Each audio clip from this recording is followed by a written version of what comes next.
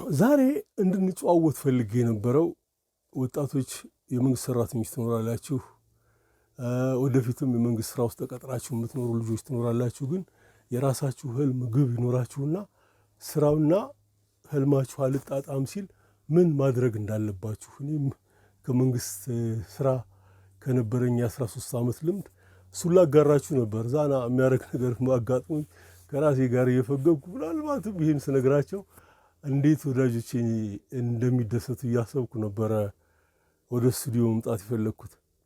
ግን አንድ ሁለት አስተያየቶች ደረሱኝና በእነሱ ላይ አንዳንድ ነገሮች ብዬ እዛው ላይ ባደማ ይሻላል። ምን ያህል ይቅር ባይ ልብ እንደሚያስፈልገን ነው አሁን ማውራት የፈለግኩት።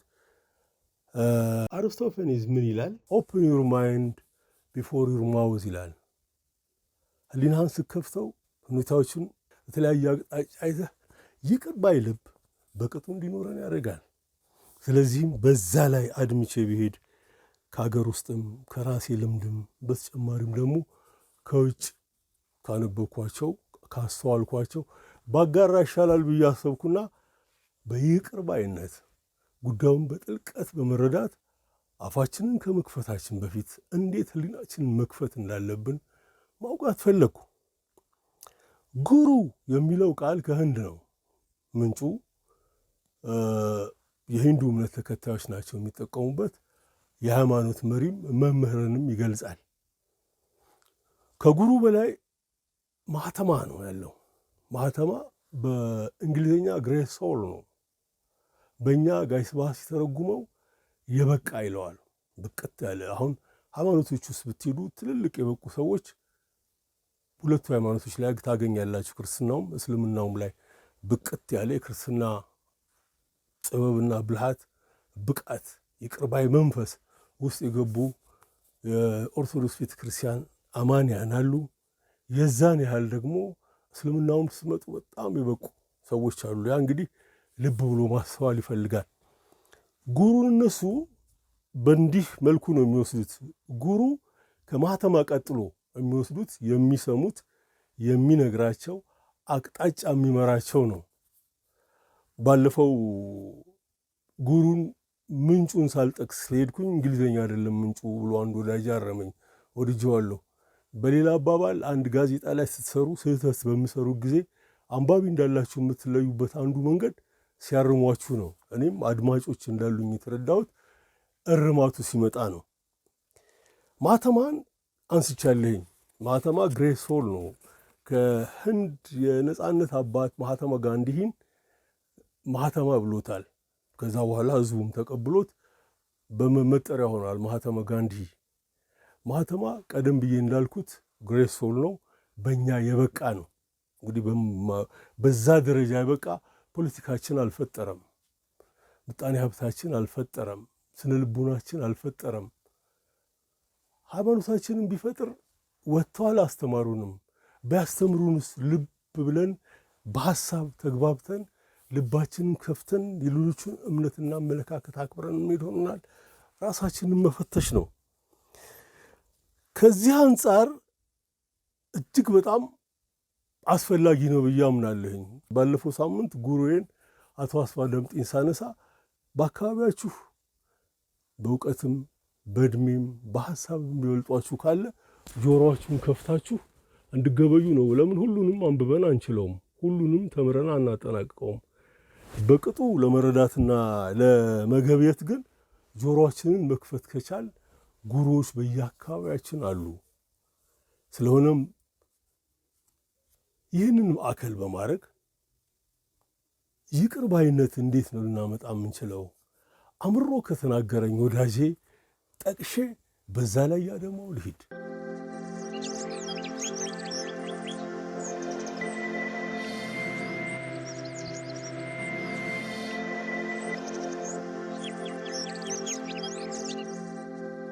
አንዱ የዚሁ የኔ ዩቲዩብ ፕሮግራም ተከታታይ ምናልባት ይህን ብቻ ይሆናል የሰማው ምንድን ያለኝ በእንግሊዝኛ you mention that evil መለስ ዜናዊ as a good role model where is your moral ነው ያለኝ። መለስን እርኩስ አድርጎ ነው የሚያየው፣ ወይ የተረገመ ወይ ነውረኛ። ይህንን እርኩስ ሰው እንዴት እንደ ሮል ሞዴል ትጠቅሰዋለህ? ያንተስ ሞራል የቱ ጋር ነው ያለው ነው ያለኝ።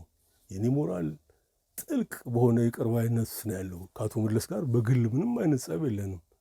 በተረፈ የሶስተኛ ዓለም መሪዎችን አውቃቸዋለሁ። በክፉም በደጉም እናነሳቸዋለን። አቶ መለስ የሚደነቅበት አሪፍ ነገር አለው፣ የሚወቀስበት አለው። ሰው ስለሆነ ያናርጓል። እኔ በምልአት ህይወቱን ሂደት አይደለም ላሳይ የሞከርኩት። አንድ እርባና ያላት ለእናንተ በተለይ ለወጣቶች እጅግ በጣም የምታስፈልግ ነገር አነሳሁኝ። ምንድን ነው ያልኩት? አንድ ነገር አወቃችሁ አይደለ? አዎ ሞክሯት። አሁን ይህን የራሴ አድርጌ መናገር አልፈልግም። አየር ላይ የዋለ አያሌዎቻችን የሰማነው ነው። ይሄ እቺ ቃል ምንድን ነው የምትይዝልን ነገር? ሁለት ነገሮች ትይዛለች፣ ንድፈ ሐሳብንም ተግባርንም። አንድ ነገር አወቃችሁ አይደለም? ሞክሯት። አንድ ነገር ያ ነው እያደገ ጡቡ እየጨመረ የእኛን ሰብዕና የሚያልቀው። በተረፈ መለስን በስራቸው ወይም በስራው ረግሜ ማንሳት አለበለዛም አድንቄ አንቱ ማለት የኔ ግብ አይደለም። በተለያየ አጋጣሚ መሪዎቻችን አነሳቸዋለሁ። እንዳውም አሁን ጉልምስናው ስለገባው ንባቤም ከፍ እያለ ስለሄደ አቅሜ የፈቀደ መጠን በስፋት ስለምመለከት መሪዎቻችንን ከመወቅሳቸው ይልቅ እማዝንላቸው ነው እየበዛ የመጣው። ምክንያቱም ኢትዮጵያ ብትራብ ለእኔ የሚነግረኝ የለም፣ ለእነሱ ነው። ኢትዮጵያ ብትጠግብ ለእነሱ ነው። ኢትዮጵያ ውድቀት ቢያጋጥማት፣ ኢትዮጵያ አሳራን ብታይ ለእነሱ ነው። እና አንዳንዴም ሁላችንም ያን ወንበር ሄደን ልንቀመጥበት ባንችል በሐሳብ እነሱ ወንበር ላይ ተቀምጠን ራሳችን ብንገበግም ጥሩ ነው። እኔ በጣም ጥልቅ በሆነ ሁኔታ ይቅር ባይ ልብ ያለኝ ሰው ነኝ። ሕይወት አጭር ናት። አጭር ጊዜ ነው እዚች ምድር ላይ የምንኖረው። አንድ ቀን እንጠራለን። ወደ ዘላለማዊነት በምንቀየርበት ጊዜ ውስጤ ምንም አይነት ጸጸት ሳይኖር ነው መሄድም የምፈልገው። በደል ሳይደርስብኝ ማዝንበት ምን ሳያጋጥምኝ ቀርቶ አይደለም። አሁን ባለፈው ፕሬስ ድርጅትን አንስቻለኝ፣ አልወቀስኩትም። በጣም በደል ይፈጥሩብኝ እንደነበር፣ በጣም ያሰቃዩኝ እንደነበር በደንብ አውቀዋለሁኝ። ግን አሁን ጎለመስኩኝ፣ እድሜም ገፋ። እኔን ይበድሉኝ የነበሩ ሰዎች የሚሞት ሞተ፣ የሚሰደድ ተሰደደ። በአካል የሚያውቁኝ ምናልባት 2-3 ሰዎች ቢኖሩ ይሆናል። በተረፈ በእንደዚህ አይነት ውስጥ ሆኜ ዘላለም ለምጥላቸው አስኖራለሁኝ እና ፕሮግራሙን ሰርቼ ከጨረሱ በኋላ ሳላማራቸው መቅረቴ ገርሞኛል። ተለውጫለሁ ነው ያልኩት። እና የእኔ ሞራል ይቅር ባይነሱ የሚከትተው እዚህ ቆዳ ውስጥ ያለሁት እኔ ነኝ። እዚህ ቆዳ ውስጥ ያለውን ነገር ደግሞ መወሰንና አውጠንጥኖ ከህይወት ልምዱ ካነበበው ከተጓዘው የሰው ልጅ ከገመገመበት አኳያ ይቅር ባይነት የህይወቴ ግብ ነው። ለዚህም ነው ሌላውን ሁሉ ትቼ ሳላማርር ይረባል ብዬ ያሰብኩትን ያሳየሁት። ይቅር ባይ የት ድረስ ላለሁ አንድ ምሳሌ በመጥቀስ እኔን ላሳያችሁ።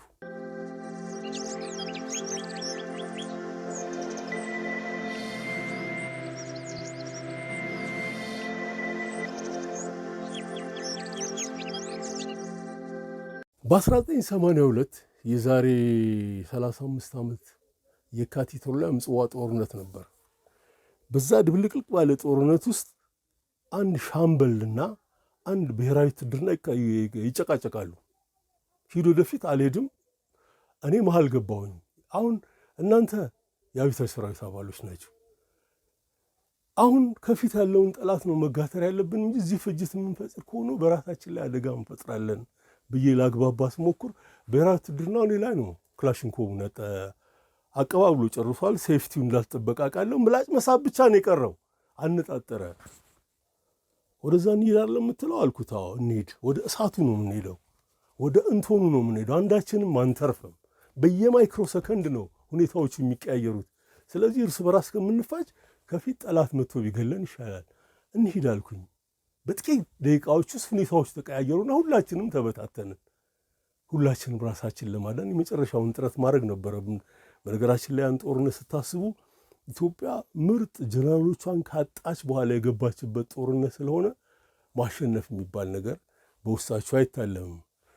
ወደኋላ መለስ አድርጌ ላስታውሳችሁ። በ81 ግንቦት በፈንቅለ መንግስቱ ሲካሄድ ምርጥ የኢትዮጵያ ጀነራሎች መከላከያ ውስጥ ራሳቸውን ገደሉ።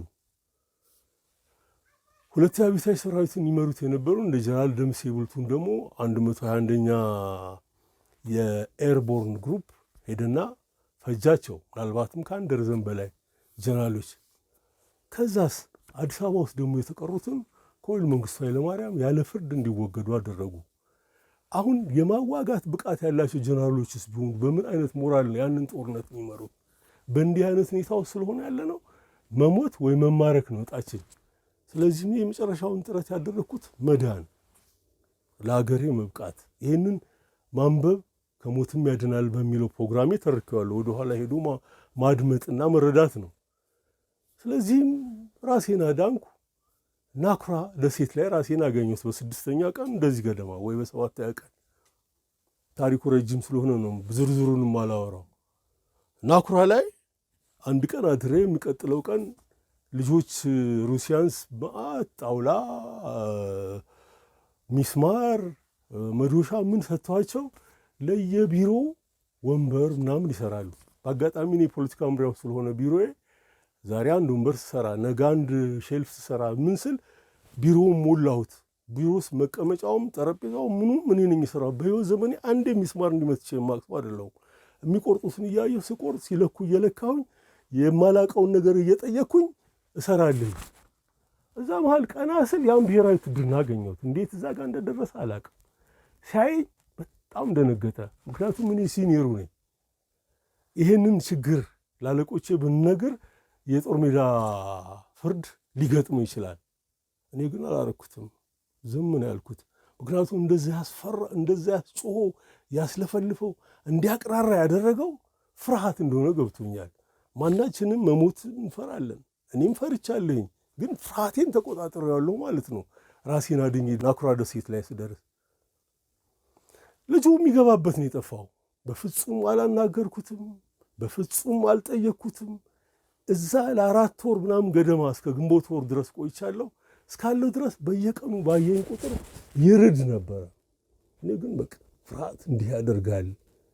የዛን ጊዜ ወደፊት እንሂድ ብዬ አብሬ እንዲሄድ ባላረግ ኖሮ ቃታ ይስብብኛል። ምን ያህል ጥይት ደረቴ ላይ እንዲያልፍ እግዚአብሔር ብቻ ነው የሚያውቀው። በእንዲህ መልኩ ይህን ብሔራዊ ወታደር ይቅር ብየዋለሁ።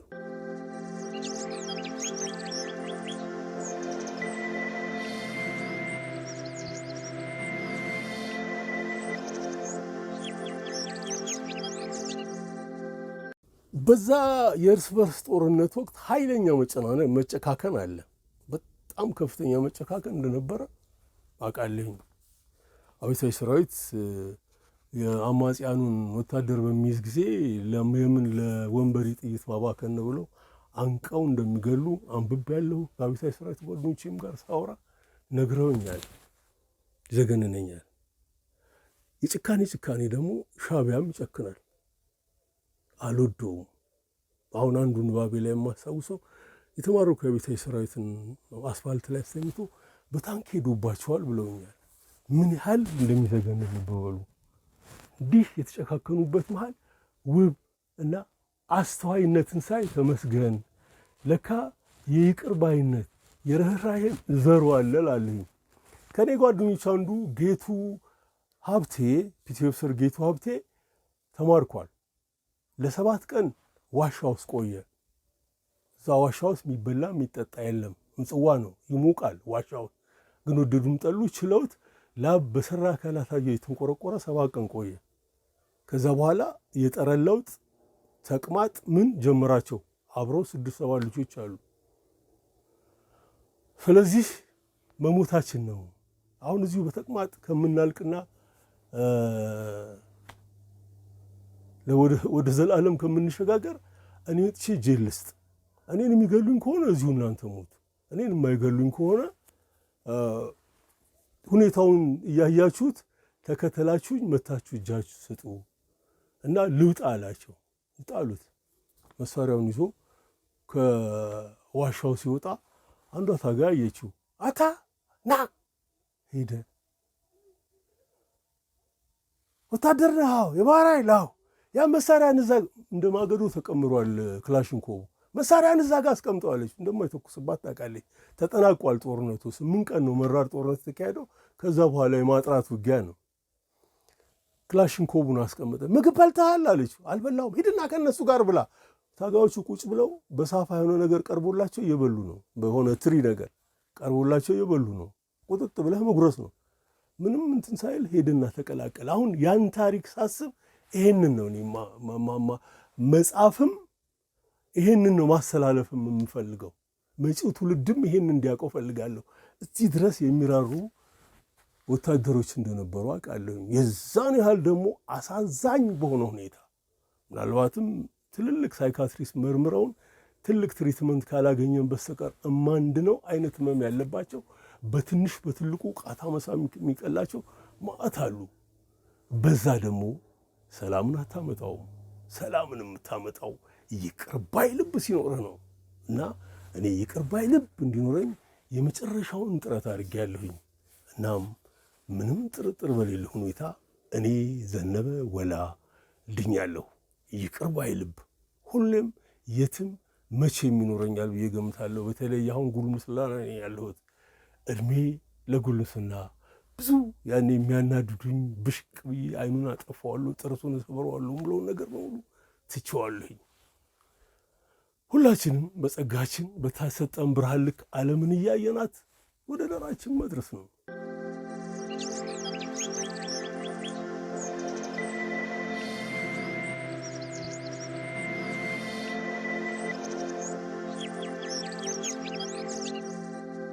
ፕሮፌሽናል ወታደር ስትሆን በጣም ይቅር ባይ ልብ ይኖርሃል። የተካነንሃ ሩቅ የምታስብንሃ ይሄ የልጅነት ንባቤ ጋር ነው የሚወስደው። ጋሽ ማሞ ከጻፏቸውን ሁሉንም ትርጉም መጽሐፎች አንብቤያለሁ። 54 መጽሐፍ ነው የጻፉት። ይገርመኛል። አሁን ትላንት ስላሴ ስለነበርኩ በአጋጣሚ ስዘዋወር የእሳቸውንም የአቶ አዲስንም የፕሮፌሰር መስፍንንም የፕሮፌሰር አስራት ወልደየስን መቃብር ሌሎቹንም አየሁኝ። ማህበራዊ ህይወት እዛ ይዞኝ ሄደ ስለነበረ እያየሁ አያሌ ነገር ነው እንዳስብ ያደረገኝ። አሁን አንዳንዶቹ ከፍተኛ ባለስልጣኖች አጠገብ ከራስጌም ከግርጌም የተቀበሩትን ሰዎች ሳይ ምድር ላይ ያሉ ፍጹም የማይግባቡ የማይዋደዱ አንዱ በሌላው ላይ ፕሮፓጋንዳ ዘመቻ ሲያካሄድ የነበረ ቢገናኝ የሚፋለሙ ሰዎች ጎን ለጎን ተቀብረው እያየሁኝ አለፉ። አሁን ጋሽ ማሞን እንዳስታውስ ያደረገኝ የበረሃው ተኩላ የሚለው መጽሐፍ ነው። የበረሃው ተኩላ ስለ ፊልድ ማርሻል ሮሜል ነው የጻፉት። የፊልድ ማርሻል ሮሜልን ጠላቶች ሁሉ የሚያከብሩት ጀነራል ነው። የጀርመን ወታደር ነው። ሂትለር ትዕዛዜን አይቀበልም፣ ህዝባዊ ድጋፍ ኖረው፣ ስለዚህም ለእኔ ስልጣን አደገኛ ይሆናል ብሎ ስለገመተ መርዝ ልኮለት ለቤተሰቡ ደህንነት ሲል መርዙን ጠጥቶ የሞተ ሰው ነው ፊልድ ማርሻል ሮሜል። ሮሜል ወታደሮች ከተማረኩ በኋላ ለማምለጥ ሞክረው ተያዙ። እነዚህ ወታደሮች የኢንግላንድ ወታደሮች ናቸው። የዩኬ የታላቋ ብሪታንያ ወታደሮች ናቸው። እና ተማርከሃል፣ ከጠላት ልታመልጥ ስትሞክር ጠላት ከያዘ ይገልሃል። ሮሜል ጋር መጧቸው። ወታደሮቹን ሲያመጧቸው አያቸውና የሰራችሁ ስራ እንደ ፕሮፌሽናል ወታደር ትክክል ነው አለ። እኔም በሆን እናንተ ብትማርኩኝ ለማምለጥ ነው ሞክረው፣ ከዚህ በኋላ ግን አትሞክሩት፣ ከሞከራችሁ አደጋ ላይ ትወድቃላችሁ ነው ያላችሁ። እዚህ ድረስ ይቅር ባይ ልብ በምድር ላይ ሁላችንም ሊሆን ይገባል። እኔ የመጨረሻውን ጥረት የማደርገው መልካም ሰው ለመሆን ሩቅ ለመመልከትና ይቅር ባይ ልብ እንዲኖረኝ ነው። ይሄ ደግሞ ቀደም ብዬ እንዳልኩት ጉልምስና ላይ ስትደርስ የህይወትህ አቅጣጫ ይቀየራል፣ ከለሮች ይቀየራሉ፣ ሰውን የምታይበት ሁኔታዎች ሁሉ ይቀያየራሉ። በተለይ እንደኔ ረጅም ጊዜ ከሰው ጋር ሳታወራ ስታመሽ ስትውል ሲያስፈልግ ብቻ ማህበረሰቡ ጋር የምትቀላቀል ከሆነ በየዕለቱ የምታብሰለስለው ይህንን ጥልቅ ይቅር ባይነትን ነው። ሮሜል ለነዚህ ወታደሮች ይህን ብሏቸው በጣም ደንቋቸው ትእዛዙን ተቀበሉ። በኋላ የጀርመን ጦር ሲሸነፍ እነዚህ ወታደር ነፃ የሚሆኑበት ጊዜ ሆነ። የሚገርመው አጋጣሚ የህይወት ታሪኩን የጻፈለት ከነዚህ ከተማረኩ ወታደሮች መሃል አንዱ እንደሆነ እዛ ንባቤ ላይ ማየቴን አስታውሳለሁ።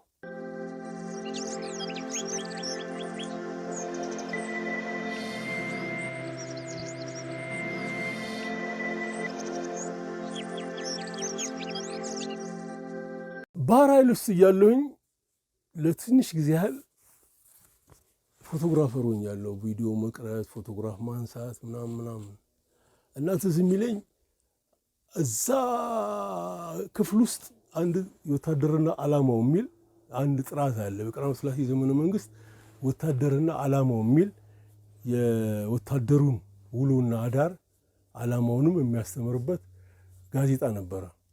አንዱ ጥራዝ በአጋጣሚ እዛ እንዴት እንደገባ አላውቅም። እዛ ፎቶ ሴክሽን ውስጥ አግኝቸው ዝም ብዬ ስገልጽ አንደኛው ስለ አብርሃም ሊንከን አወራልኝ። ሊንከን በአሜሪካን ታሪክ ውስጥ ቅዱስ የሚል ቃል አልጨመሩበትም እንጂ ቅዱሳቸው ነው። በጣም ያከብሩታል፣ ይወዱታል። አሁንም ባለች አሜሪካ የሙሉ ጊዜ ምርምር በሊንከን ላይ ይደረጋል። በርካታ ጥራዞች ለህትመት በቅተዋል። ምናልባትም በአንደኛ ደረጃ ቢበልጠው ክርስቶስ እንጂ ከዛ በመቀጠል ሊንከን ነው በአሜሪካን ህትመት ታሪክ ውስጥ ከፍተኛውን ቦታ የሚይዘው። አሁንም ባለች አሜሪካ በርካታ ህትመቶች ይወጡበታል። አንዷን ልንገራችሁ ምን ያህል ይቅር ባይ ልብ መፍጠር እንደሚችል የሚያሳይ ነው። በዚህ ምክንያት ይሄ ሰውዬ እንደ ቅዱስ ቢያዩት ምን የሚደንቅ ነው የሚል ስሜት ነው ያሳድረብኝ። እዛ ወታደርና ዓላማ ውስጥ ምን አነበብኩኝ? አንድ ወታደር የዘብ ስራ ላይ ያለ ሊንከን አገሪቱን በመራ ጊዜ የእርስ በርስ ጦርነት እንደነበረባት ታስታውሳላችሁ። ያን በመራ ጊዜ ሁሉም ወታደር ስታንድ ባይ ነው፣ ቀጥ ብሎ በአንደኛ ደረጃ ዘብ አጠባበቅ መጠበቅ አለበት። አንደኛው ወታደር እንዳለመታደር እንቅልፍ ወሰደው። እንቅልፍ ወስዶት የዘብ ስራውን ይከታተል የነበሩ መኮንኖች መሳሪያውን ሰረቁበት። ሲነቃ መሳሪያ የለም። ወዲያውኑ አንገቱን ይዞ ወታደራዊ ፍርድ ቤት ነው ያቀረቡት። ፍርድ ቤት ሲቀርብ ተኝቶ ነው የተገኘው። ተኝቶ መገኘቱ ለጠላት እልል በቅምጥ የሚያሰኝ ሲሆን ለወገን ደግሞ እልቂትን የሚያመጣ ነው። እንዲሁ ሰርጎ የገባ ወታደር ቢኖር ድራሻቸውን ያጠፋዋል። ስለዚህም ሞት ፍርድ ተፈረደበት። ዳኞች ከግራ ቀኙን አዩ። ተኝቶ የተገኘ ወታደር ነው። መሳሪያው ተነጥቋል። ጠላት ገብቶ ወገንም ፈጅቷል። ስለዚህም ሞት ይፈረድበት ተባለና ሞት ተፈረደ። ይህም ፍርድ አብርሃም ሊንከን ሰማና ዳኝነቱን ተቀብሎ ትክክል ናቸው ያላችሁት ብሎ ግን አንድ ድል ለዚህ ወጣት ልንሰጠው ይገባል። ይህ ልጅ ብናጣ ሌላ ወታደር ማሰልጠን ይኖርብናል። ይሄን ልጅ ብናርም ግን ሌላ ወታደር ማሰልጠን ሳያስፈልገን ይህን ልጅ ለተገቢው ዘብ ልናቆመው እንችላለን። ስለዚህም አንድ ድል ስጥኝና ልጁን ላናግረው አለ። ልጁ እስር ቤት አለበት፣ ወታደሩ ያለበት ቦታ ሊንከን ሄደ። ቁጭ ብሎ አናገረው። ልጁ እንግዲህ የተደራረበ ድካም ምን አለው። በቃ አንዳንዴ 24 ሰዓት ምናምን ማተኛበት ጊዜ አለ። አሁን ጀልባ ላይ በሰራሁበት ጊዜ 2 ሰዓት 22 ሰዓት ስራ ይሆንና ከዛ በኋላ ደግሞ ልክ ጋደም ስትል ወዲያው አላርም ይነፋል። ትነሳና ምንም እንቅልፍ መጥገብ በሚባል ነገር ሳይሆን 2-3 ቀን መሯሯጥ ይኖራል። ባህር ላይ በተለይ እንደዚህ አይነት ችግሮች ይኖራሉና አለ በቃ አንዳንዴ የፈለገውን ያህል ብረት ብትሆን ትሸነፋለህ። ልጁ የተሸነፈበትን ምክንያት ሊንከን አጠና። ከዛ በኋላ አንድ ቃል ግባልኝ አለው። ምክንያቱም ሞቱን የሚያጸድቀው እሱ ነው። እነሱ ዝም ብሎ ሊገሉት አይችሉም። ፕሬዝዳንቱ አውቆት ነው ውሳኔ የሚሰጠው። እኛ ሀገር በኋላ ነው የሰው ዘር የትም ቦታ ላይ መገደል ባህል የሆነው በአብዮቱ ጊዜ እንጂ ቀዳማዊ ሥላሴ ካቁ አንድ ሰው ሞት አይፈረድበትም። ቢፈረድበትም ፍርዱን እሳቸው አውቀው ነው የሚያጸኑት። እሳቸው አውቀው እሳቸው ካጸኑት በኋላ ነው ሰው የሚገደለው። በኋላ ባለች ኢትዮጵያ ደግሞ ማንንም መግደል ምንም ሆነ አሁን ሞትን ለመድ ነው። ያሳዝናል። እኔ ወደፊት ከነበረው ካለፈው የሚረባውን እየወሰድን አጠንክረን ኢትዮጵያዊነታችንን የተሻለች ሀገር ብንፈጥር ነው የሚሻለው ብዬ ገምታለሁኝና ሊንከን አንድ ቃል ግባልኝ አለው። ከዚህ በኋላ እንደዚህ አይነት መዘናጋት ውስጥ እንዳገባ፣ እንዲህ አይነት መዘናጋት ውስጥ ከገባህ እኔም አላድንህም። ያን ቃል የምትገባልኝ ከሆነ ይህን የሞት ፍርድ አሽርልሃለሁ አለው። ልጁ ቀጥ ብሎ አድርገዋለሁ አለ። ሊንከን ምህረት እንዲመጣለት አደረገው። ምናልባትም ሊንከን ቅዱስ ካደረጉት ነገሮች አንዱ ይሄ ነው። እልፍ አላፍ አለ። በጣም ነው የሚያከብሩት፣ በጣም ነው የሚወዱት። እልፍ መጽሐፍት በሱ ላይ ተጽፈዋል። አያሌ ደራሲያን ተጠበውበታል። ስለዚህም ሀገርህን የምትወድ የምታፈቅር ከሆነ በጣም የሚያስፈልገው ይቅር ባይ ልብ ነው። ራሱ ሊንከን ላይ ምናልባትም ደጋግሜ ብየዋለሁኝ ወይ የሆነ ፌስቡክ ገጼ ላይ የሚጻፍኩት ይመስለኛል።